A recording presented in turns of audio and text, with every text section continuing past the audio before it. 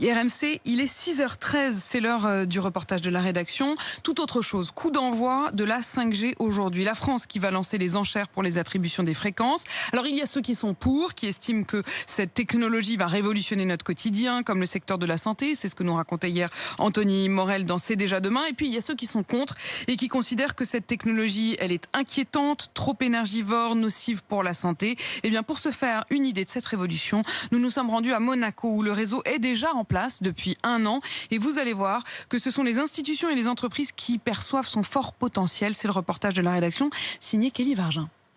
Il y a 1 an, Jérôme s'est équipé d'un portable compatible avec la 5G et ça n'a rien à voir avec la 4G. On voit bien la rapidité pour le download en 940 MB contre 40,03 MB pour le réseau 4G+. Le chargement des vidéos, des films, des séries est immédiat, pareil pour l'envoi de fichiers. Je partage énormément de dossiers qui sont volumineux. Un transfert qui va durer quelques secondes sur la 5G va prendre plusieurs minutes sur la 4G. Donc un gain de temps énorme et aussi des économies sur la batterie du téléphone. Les performances de la 5G sont essentielles pour les entreprises comme Visua, spécialisée dans le multimédia. Sylvain Orduro est le fondateur. On est en train de préparer une intervention chirurgicale. Je vois la scène avec tous les autres intervenants. Donc là, je visualise le fémur qui est donc déformé. C'est beaucoup plus précis, c'est beaucoup plus rapide, c'est beaucoup plus confortable.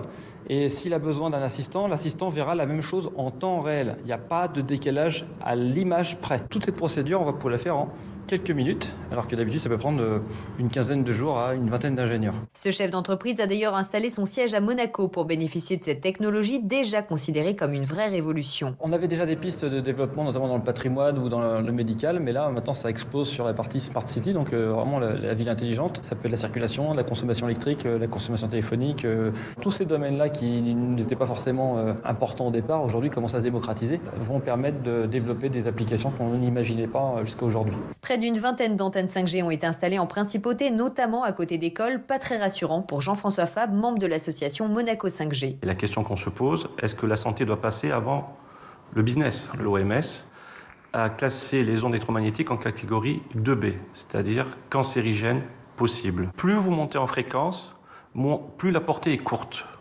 Donc actuellement, pour faire du 26 GHz, il faudrait une antenne tous les 100 mètres. En haut, en bas, à droite, à gauche, il faudrait des antennes de type MIMO pour que les ondes millimétriques puissent fonctionner. Ce n'est pas encore déployé, heureusement. Et nous, à Monaco, nous personnellement, enfin dans l'association, nous ne voulons pas être des cobayes.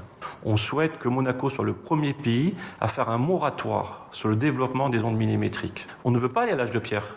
Mais on veut pas non plus apprendre un jour que nos enfants ont des cancers dus aux causes des ondes électromagnétiques. Avec le déploiement de la 5G, Jean-François Fabre redoute aussi une surveillance accrue et la collecte de données privées destinées à des fins commerciales.